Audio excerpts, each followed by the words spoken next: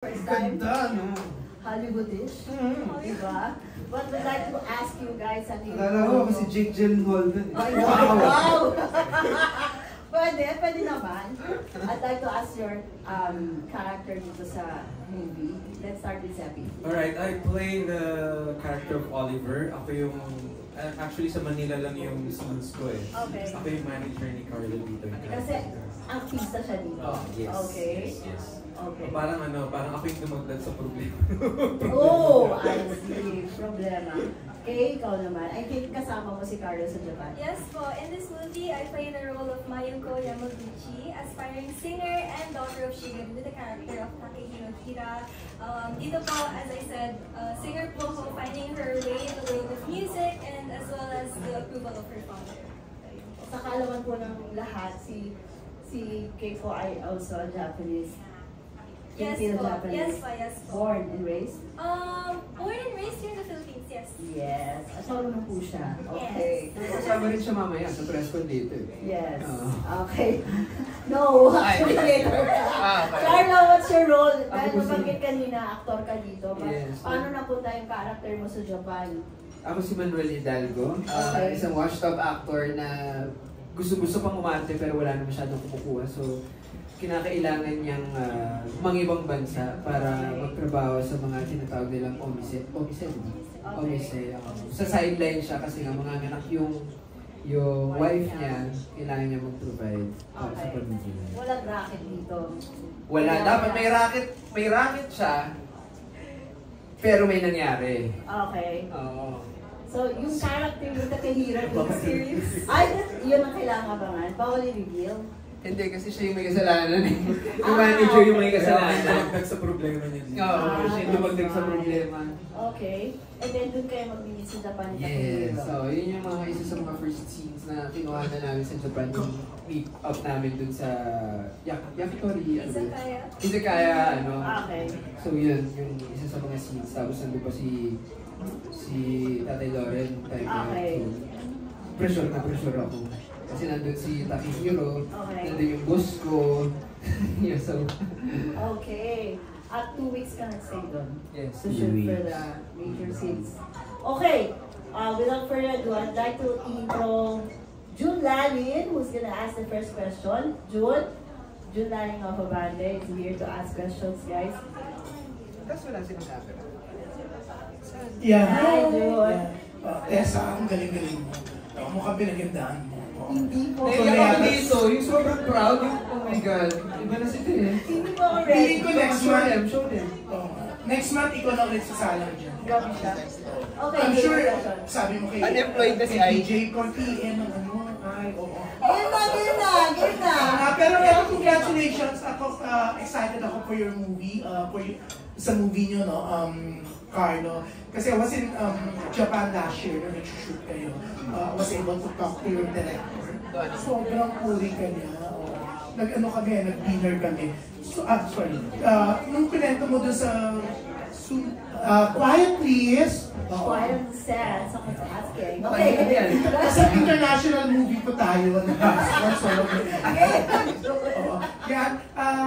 Nung kinento mo, pero last year pa, nasulat na namin sa Abante yung mga kwento, yung mga papuri ni Direk sa'yo, yung paghanga niya sa'yo na ako hindi ko kakayanin yun, yung nabaluktot na aksidente na yung deliri mo. Pero nagawa mong tiisin, hindi ka sumigaw, hindi ka umaray, ang galing mong artista. Pero after the take, saka ka daw nag-react dahil bumaluktot, pumasok doon sa jacket ng co-actor mo, di ba? O, ang galing mo.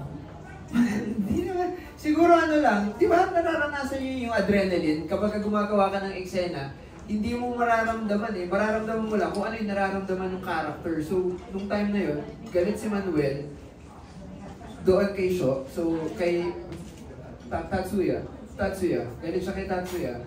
So, yun lang yung nararamdaman ko. Kaya nung nag-cut, nung nakita ko, doon ko lang, okay. Pinalik ko. Lalo ko nagalit. Pinalitan niya. Oo.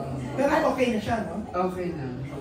Pero dyan may kwento doon Oo. Kailangan siya dalhin sa ER. Yeah, sa ER. At may cut off, right? Oo, may closing ano pala, time ng hospital. Sabi ng ating boss na si Rab, hanggang alas 5 lang. So siya yung nakipag-usap doon, isipin mo may language barrier pa. Nakikiusap siya doon sa ER na kailangan na po, silipin lang po, pero siya may English. Gusto mo ba ito? Nag-Japanese ka, di ba? Diba? Ikaw yung nakiusap talaga na kung pwede, sisilipin lang, gano'n. So, yung problema, thank you. no? Si Donnie rin ayaw pumayag na. Sabi ko ituloy na natin kasi naghahabol kami ng araw. Sayang kung hindi namin magagawa.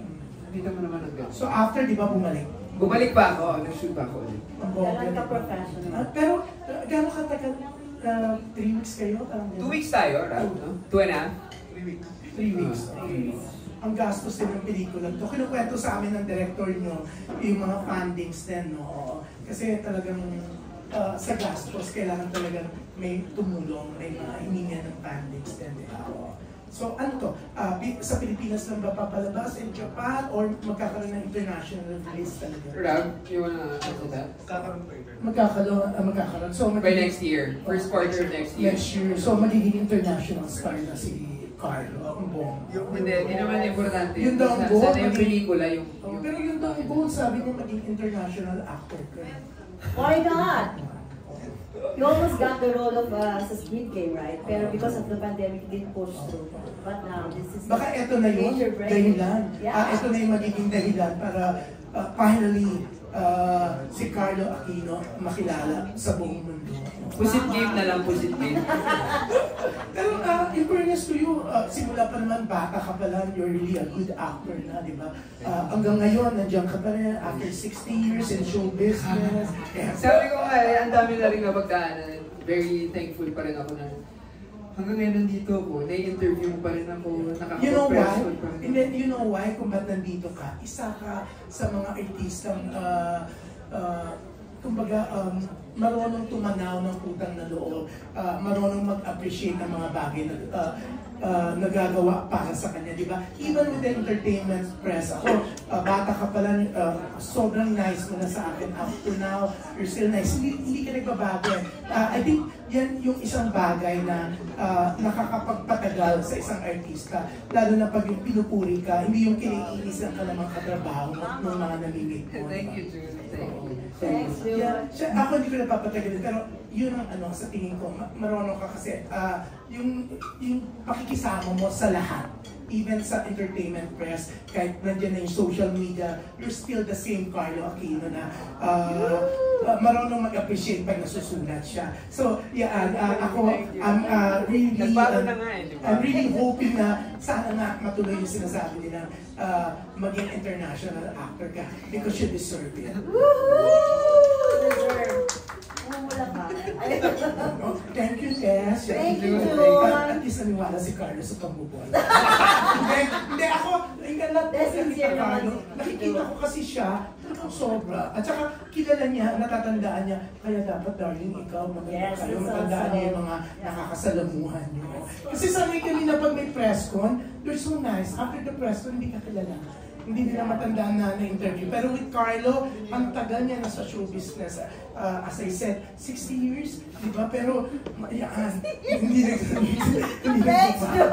Maraming salamat for the good We news. love you, Carlo! Okay. Let's go back to the movie. I'd like to ask Seppi, kasi narinig ko from Carlo, kahapon sa series of interviews na ikaw daw ang naging way for him to get the role. Oh, yes. Talagang ganun pa yun. Ito kasi when si Derek Rapp was parang inano sa akin yung story.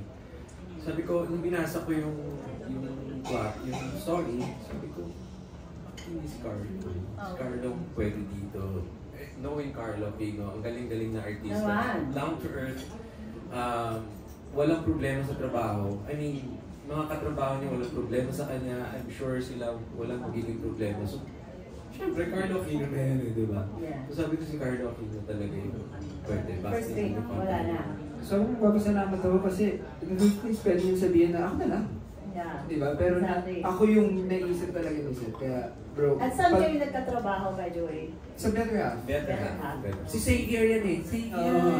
okay. Yung I tawag niya remember. talaga sa akin. Kaya talagang naging close din kami ni Zep doon. Okay, now I know. Okay, how is it working with Carlo Aquino and of course Leppy. Oh my God. When I Knowing na first... you're a newbie in Star Magic, Yes. and this is something big for you. Yeah, so ang dami ko pong first dito sa film na to. I learned na nakast ako for this project when I was about like 1 year in pa lang, Star Magic. And then, acting workshops ako noon. Okay. Tapos dati nag-guest star lang po ako sa mga TV shows under Dreamscape, like Lyric and Beat, on Break My Heart Senior High. So, dati talaga puro crumbs lang po yung appearances ko. And then biglang, this one po, biglang naging like, ang dami, meron na po ako name, yung character ko. So, I'm very, very happy about that. And of course, working with Kuya Carlo, Kuya Zeppi, and all of the Japanese actors I work with in Japan. I was so overwhelmed when I was really scared kasi of course, newbie nga lang po ako and growing up po kasi I've only been singing and dancing. So, hindi ko po talaga kinalakihan ng forte na acting. Kaya, I was really scared of messing up in front of them. Lalo na mga, like si Kuya Carlo. Eksena kayo? Yes po. Okay. Super idol ko po si Kuya Carlo. Like, nung bata ako, celebrity crush ko siya actually. Ay! Oh my gosh, Ayan yung namin na. Sobrang kinakabahan po ako. But, yeah, they were all very nice. Very welcome, tsaka ang dami ko pong natutunan sa kanila. And then yung buong crew po na I work with in Japan, everyone was very nice. So kahit bago lang po ako, hindi po nila pina-feel sa akin na baguhan lang po ako. Kaya doon ko po na-feel na wow, I am actually an artist and sobrang na-inspire ako. And yung happy feeling na yun, baon-baon ko pa rin yun to this day to keep me confident and inspired. So, yun po. Thanks, Gusto Kay. ko sabihin na natutuwa din ako na kasi ginagawa namin mga ibang eksena. Nakikita ko sa kanya yung hunger, nakikita ko sa kanya na yung love dun sa craft na hindi niya ginagawa dahil gusto lang, dahil ginagawa lang niya. Gusto niya at mahal niya yung ginagawa niya. Ayaw niyang mapahiya sa sarili niya. Yung gano'n. Kaya nakita ko yung ginagawa niya yung best niya. And this project came before Zoomers, right? Yes po, before Zoomers po. Wow. Yes. Amazing. Yeah. Okay, let's proceed to our guest. I think Jason of Certified Kamamilya is here to ask question. Jason, where are you? Good afternoon, everyone. My question is for Carlo. Yung character mo dito is Manuel Hidalgo na nabanggit mo nga was a washed-up actor na pumunta sa Japan. So, sa punto ba ng buhay mo before, sumagi na ba sa isip mo na if ever acting doesn't work out for you, na mag-abroad din? Yes. Oo. One time lang yun. Pero kasi ang dami na rin nangyari sa karera ko. Ilang beses na ako nagpagano-gano. Pero yung may isang beses na talagang gusto ko na mag-Amerika. Yung ayoko na magtatrabaho na lang ako kahit saan. Naisipan ko yun. Tapos taya ako. Sabi ko, sige nga, mag-aantay ako. And then bumalik ako sa Star Magic. Inampun ako nila Miss Jeannie Jimo. Okay. Doon ako nag-start ulit na pinag-flashback nila ako sa Dugong Buhay. Tapos nagdire-diretso kinuha nila ako para sa, ano yung sabi nila live? Well, We Will Survive. Tapos hindi na tumigil. Isipin mo yun yung mag-give up na ako dun sa passion ko, dun sa kinalakihan kong craft. Mag-give up na ako, tapos pinigyan ako ulit ng opportunity. Thank you. My second question is for Kay. Being of Japanese descent, what does it mean to you na makapagtrabaho sa Japan and work with the Japanese crews, actors, and the Japanese film ballet? Honestly, it was a dream come true po. Kasi dito po ako lumaki sa Philippines eh. So, ang alam ko po, I was set on, na-expect ko na po sa sarili ko na, oh, okay, I'm gonna be acting in the Philippines. Nung pumasok ako ng Star Magic, very exciting kasi I'm gonna work with people I look up to. Tapos biglang, like, so one of my very first projects, mga Japanese actors yung mga kasama ko. And I'm going to be filming, like, back home sa Japan. It was really, I don't know, parang no words could explain how I felt kasi I got to represent both the Philippines and Japan at the same time. That's why it was a great, great opportunity for me na talagang very special para sa akin. Thank you. Thank you po. Thank you, Jason. Next, we have Nita Sabio of Push.com.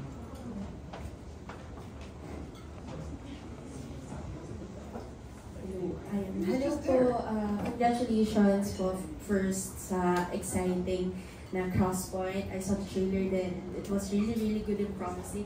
This is my question po for Sir Carlo. Sir, about all of your characters before that you have worked on, ano yung pinagkaiba nito right now that meron ka ng magandang experience on working, and how do you still prepare sa mga ganitong klase, lalo na this is an international film? Ano yung mga? Sorry? Ano yung pinagkaiba nito from all your characters before? Yung washed up actor na parang first time ko yun. Tsaka first time ko din mag-action, first time ko yung medyo thriller, suspense, gusto ko, dati gusto kong gumawa ng board series. Born Identity pala yung gusto. Hindi ba marami, pero kasi nalilinya ako sa family drama, sa romance. So nung in-over sa akin talaga ang daming checklist, unang-una Japan shoot. Diba nung sinabi sa akin ni Debbie, saan ang shoot yan? Sa Japan? Sige, hindi ko babasahin, gagawin ko na. Si Major Rizal na.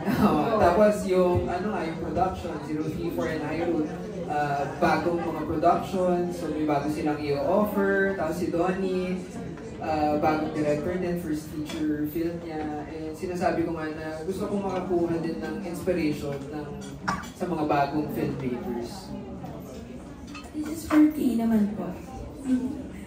For Kay, iba yung kasi pinakita, although nauna po itong i-shoot from Zoomers, and iba din yung pinakita mo dito. Pwede ba mabigyan mo kami ng a little bit sneak peek na anong meron sa Kay na ito na magugustuhan at abangan ng iyong fans and those who are looking forward for it? Oh my gosh. Kasi for this movie, syempre first ko nga po ito. And then kada shooting day ko po, lagi pong merong mahirap na eksena. Like, wala po akong parang day na pwede ako mag-relax sa parang, okay, magsasalita lang ako dito. And, yeah, and also, yung role ko kasi as Mayuko, she is a band vocalist. And it has been my biggest dream to be a singer, lalo na sa band. So, dito ko, parang I hit two birds with one stone. Na nakapag-acting ako at the same time nakapag-sing ako. Yeah, and yung genre pa po na kinanta ko for this film. First time ko po siya gawin. So it was very challenging but I'm super duper proud of what I did for this film. So, ayan, yan po naabangan nila. Thank you po. And last na lang po kay Sir Seppi. Sir, in this new film, ano po yung masasabi nyo na exciting thing for everyone? Lalo na yung sa mga kagaya ni Kay na nagsisimula pa lang po. What would you advise to those kind of young starters? Tas ganito po mga film o series yung natatanggap? First of all, congratulations Kay kasi grabe. Ito yung first movie tapos international pa. Advice ko lang sa mga baguhan, unang-una yung pakikisama sa mga katrabaho. Unang-una importante yun. And being launched as an actor, natutunan ko yung patience is a virtue. Yeah. Kasi yung nagsa-start pa lang, dati wala, pre-pandemic, palang ang work natin is more than 24 hours. So minsan tatawagin kami doon maaga, tapos pupunta kami the next day na. But, of course, andun yung passion mo, andun yung gusto mo talaga umarte. Hindi ka magreklamo, di ba? Bakit naman ganun pa? It's a no, kasi parang binigyan ka naman ng trabaho, ito na eh. Di ba? Bakit magreklamo ka pa, andyan ka na? So, wait, be patient, maging mabait kayo sa mga kasama nyo, sa production, sa lahat, sa umabot sa utility, lahat hanggang sa pataas, maging mabait kayo, maging masarap kayong kasama, at maging maaga kayo. Huwag magpapakali. Kasi talagang maging late. Tama. Agree. Thank you. Next, we have Janice Davida of Bulgar. Hi, Mars. Your question. Hi. Yes, parang ikaw yung big star dito eh. Di ba grabe yung may standing ovation pa kanina? Overwhelmed. Anyway, my question is for Carlo. Carlo, in our previous Zoom media con, diba, you've mentioned na nakarelate ka dun sa role mo as an actor here. Because before, you also experienced downtimes in your career. So, hindi na kasi na-elaborate that time, Carlo. Ano yung mga sinasabi mong downtimes and how did you handle it?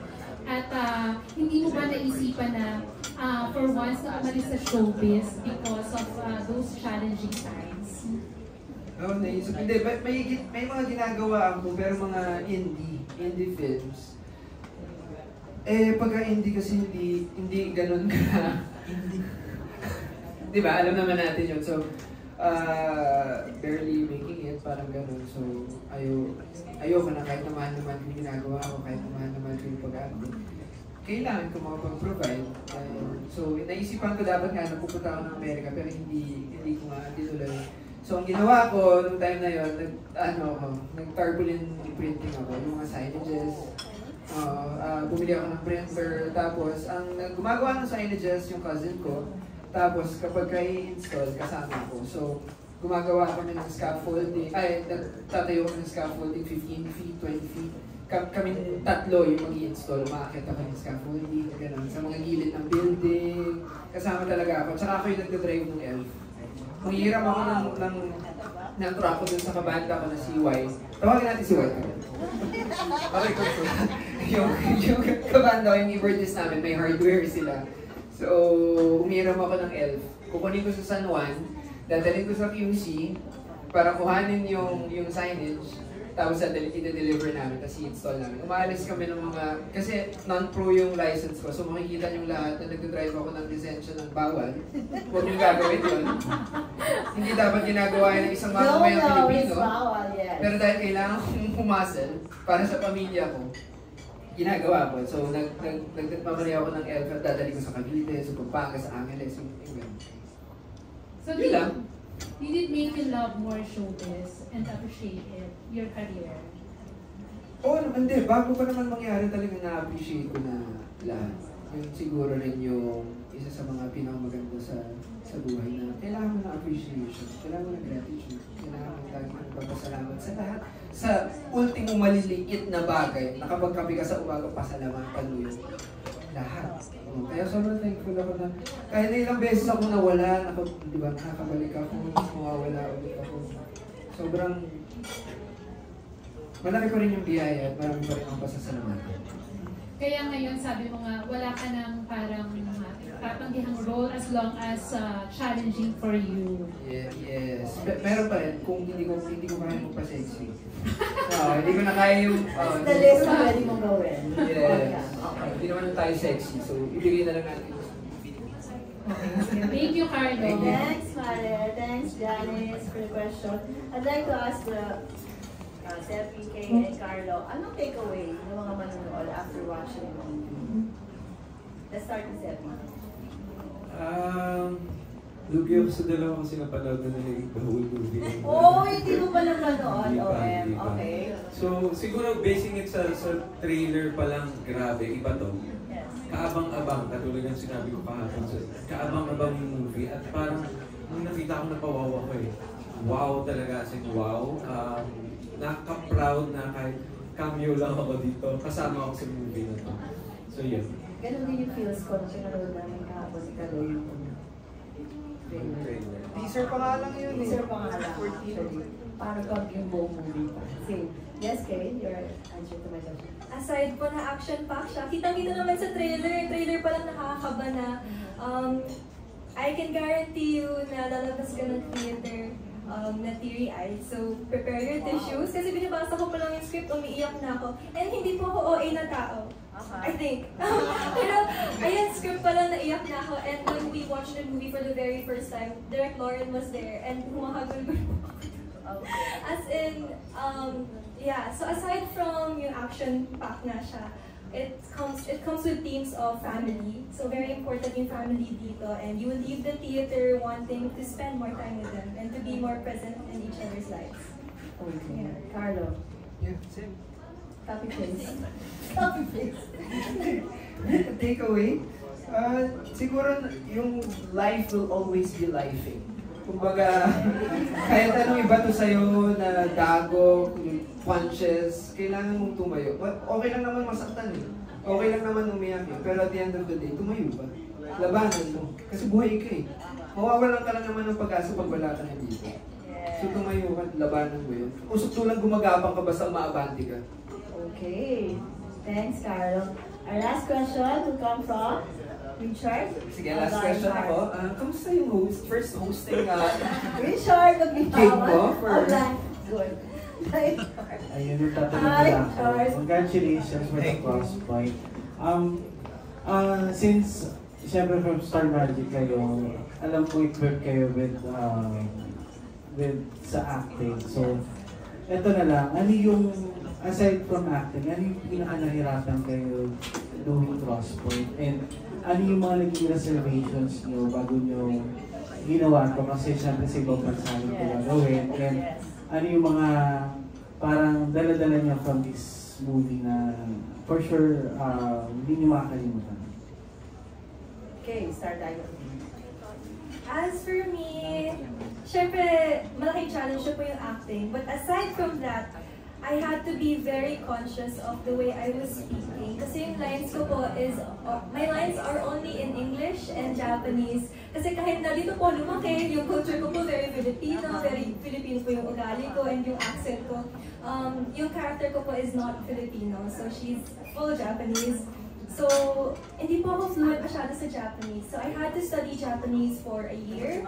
And then, nagpa-accent coach pa po ako before filming. So, that's why I was very, very nervous with the scenes with Takehiro Hira-san. Kasi, I had to make sure na tama po yung pronunciation ko and all that. So, ayun po. Akala ko, alam mo na talaga. Konti lang po. Okay. Debbie. Hindi ko masasagot kasi nga mas heavier yung scenes niya sa Japan. Ako, sandali lang ako. Manila lang yung eksena natin, di ba? It's one day. One day lang. Tapos kailangan mong pull out kasi may lock-in ka. Darna. You were doing Darna. Siguro, preparation, I think, ano na lang, I've done characters similar, almost similar to this one. May nag-tweak na lang ako ng konti para lang makita si Oliver hindi yung mga characters na ginawa ko before. Para lang mapanood ng tao, si Oliver hindi ako, hindi yung mga character na ginawa ko, si Oliver mismo. So yun, minor tweaking na lang naman talaga. Kaloy. Siguro, kasi na-intimidate ako kay Takehiro Hira eh. Kapag hindi kami nung first time ko siya makita, ano ba siya, 6'2", 6, di ba? Huge dude! So, pag makikita ko siya, ang liliit ng spaces sa Japan, yung mga kwarto, yung mga... So, pagka pumapasok siya sa kwarto, yung parang, yung isang lalaki, puno na niya yung ano. So, talaga nakaka-intimidate.